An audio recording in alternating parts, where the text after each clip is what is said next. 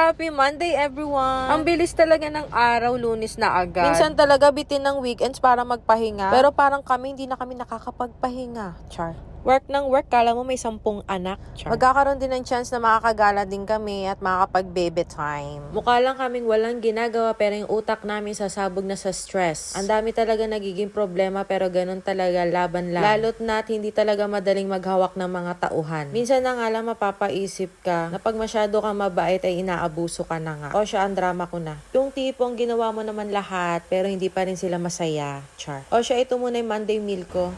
Ito ang aking Monday meal. Ito yung breakfast ko, ham and egg pandesal. Then for lunch, beef and pepper rice. Then for dinner, mamaya, itong chicken teriyaki wrap. Sarap.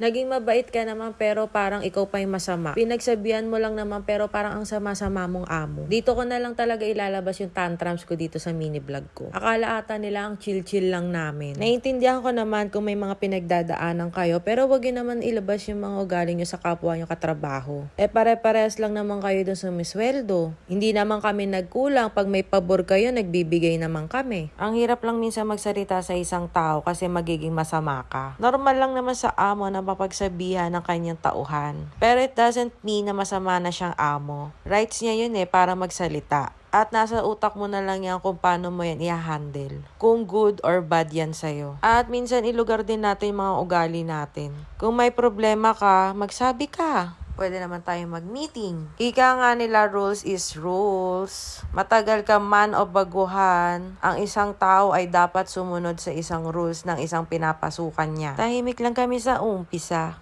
Char. Pasensya na po sa mga nakikinig sa aking voice over at wala ko sa mood ngayon. Kung alam niyo lang talaga na ginagawa namin ng lahat. Ang gusto ko lang naman na respetuhin niyo ang kapwa niyo katrabaho. At anumang sinabi ko sa mga inassign ko dyan ay pinag-utos namin iyong dalawang mag-asawa. Kaya kung may reklamo kayo, pwede kayong lumapit sa amin. Basta respetuhin nyo lang ang bawat isa dyan dahil kayo ang araw-araw na magkakasama. Parang ayoko na tuloy maging mabait, gusto ko na lang maging masamang amo. Charot lang, hindi ko pala kaya yon. Nanggaling din kasi ako sa pamamasukan at ayoko maging attitude. Kaya dito na lang din ako nagsasalita sa aking mini vlog para malabas ko to. Char. Wala na ata akong masabi kasi wala na talaga ako sa mood. Ang isang mini vlog ko ay naging malungkot na vlog. Nakakapagod lang kasi ang dami namin ginawa kanina ni Habi bago pumunta ng shop. Tapos ganun lang. Masaya naman kami at thankful naman ako sa inyong lahat ng mga empleyado namin kasi kayo ang katuwang namin sa aming negosyo.